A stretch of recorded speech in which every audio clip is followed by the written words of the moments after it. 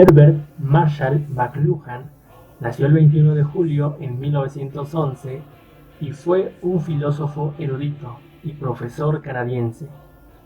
Maestro de literatura inglesa, crítica literaria y teoría de la comunicación, McLuhan es reconocido como uno de los fundadores de los estudios sobre los medios y ha pasado a la posteridad como uno de los grandes visionarios de la presente y futura sociedad de la información. Sin duda alguna, este hombre era un genio, pues estaba adelantado a su época.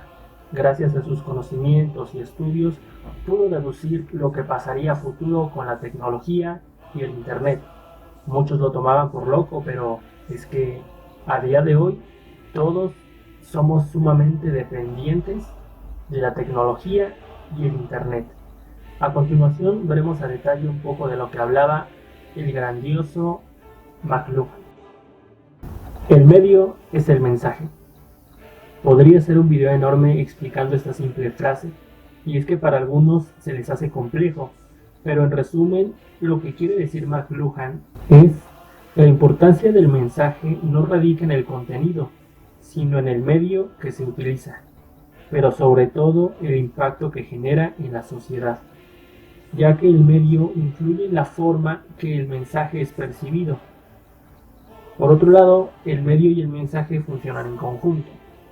La tecnología que transmite el mensaje nos cambia. McLuhan veía que el telégrafo, la radio, televisión y el teléfono unían a las personas y alentaban su participación. Ahora explicaré brevemente lo que son los medios fríos y medios calientes.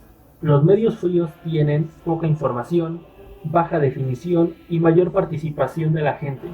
Como ejemplo está la televisión y el teléfono. Los medios calientes tienen mucha información, alta definición y poca participación de la gente. Como ejemplo están la prensa, la radio y el cine. Una vez entendido esto, pasaremos a la aldea global. Con sus investigaciones y teorías, McLuhan planteaba que el futuro, es decir, nuestros días, seríamos una aldea global, conectados a través de la tecnología.